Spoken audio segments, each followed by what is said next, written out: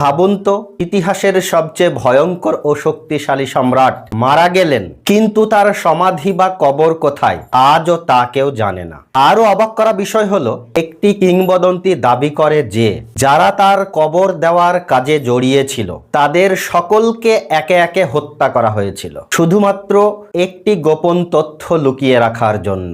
এই ঘটনা কি সত্যি, নাকি হাজার বছরের পুরনো একটি রহস্যময় গল্প? আজকে আমরা জানবো চেঙ্গিস খাঁর মৃত্যুর রহস্য, হারিয়ে যাওয়া কবরের গল্প এবং সেই ভয়ঙ্কর কিংবদন্তির আসল সত্য।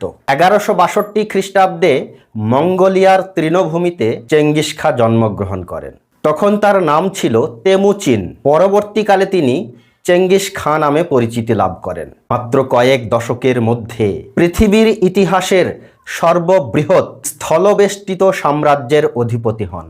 চীন থেকে শুরু করে মধ্য এশিয়া, পারস্য এবং রাশিয়ার বিশাল অঞ্চল পর্যন্ত তার সাম্রাজ্য বিস্তৃত হয়। ইতিহাসবিদদের মতে তার সাম্রাজ্যের আয়তন ছিল 2,40,00,000 বর্গ কিলোমিটার।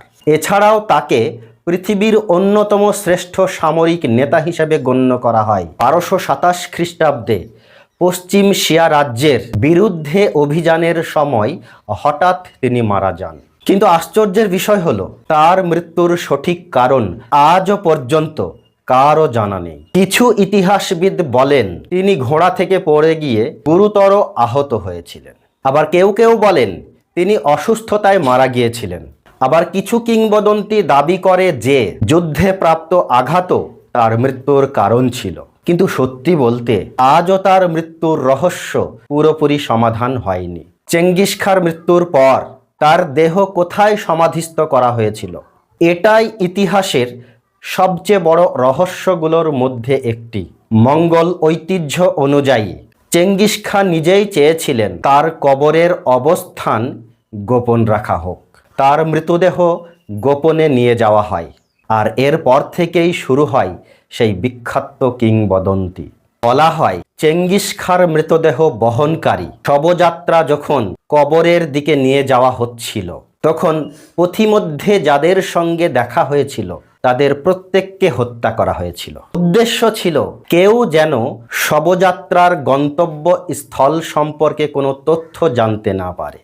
এরপর যারা কবর খুঁড়েছিল এবং সমাধি নির্মাণ করেছিল তাদের প্রত্যেককেই হত্যা করা হয় বলে কিংবদন্তিতে উল্লেখ রয়েছে। কিন্তু গল্প এখানেই শেষ নয়। অনেকের মতে সেই সমস্ত শ্রমিকদেরও যারা হত্যা করেছিল তাদেরকেও পরে হত্যা করা হয়, যেন শেষ পর্যন্ত পৃথিবীতে এমন একজনও মানুষ না থাকে যে চেঙ্গিস খাঁর কবর সম্পর্কে অবগত থাকবে।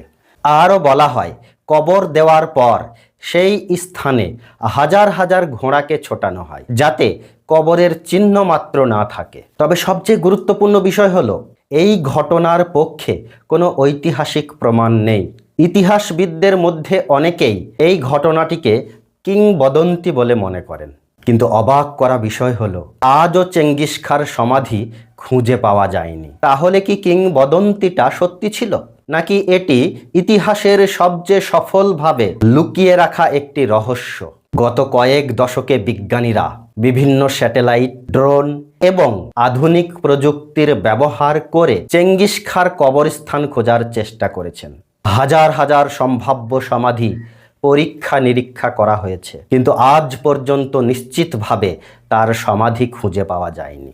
মঙ্গোলিয়ার অনেক মানুষ বিশ্বাস করেন কবরটির খোঁজ করা উচিত নয়, কারণ এটি ছিল তাদের জাতীয় ঐতিহ্য এবং চেঙ্গিস খাঁর শেষ ইচ্ছার প্রতি সম্মান। তাহলে কি চেঙ্গিস খাঁর কবরের গোপনীয়তা রক্ষা করার জন্য সত্যি কি সাক্ষীদের হত্যা করা হয়েছিল, নাকি এটি ছিল শুধুমাত্র একটি কিংবদন্তি? সত্যিটা হয়তো আজও মাটির নিচে লুকিয়ে রয়েছে। একটা বিষয় নিশ্চিত যে প্রায় 800 বছর পরেও চেঙ্গিস খাঁ পৃথিবীর সবচেয়ে রহস্যময় ঐতিহাসিক ব্যক্তিত্ব। আপনার কি মনে হয়, কবরের রহস্য কি কোনোদিন উন্মোচিত হবে, নাকি এটি চিরকাল ইতিহাসের সবচেয়ে বড় রহস্য হয়েই থেকে যাবে? কমেন্টে আপনার মতামত লিখুন, ভিডিওটি লাইক করুন, শেয়ার করুন এবং ইতিহাসের এমন আরও রহস্যময় গল্প শুনতে চ্যানেলটি সাবস্ক্রাইব করে রাখুন। Thanks for watching.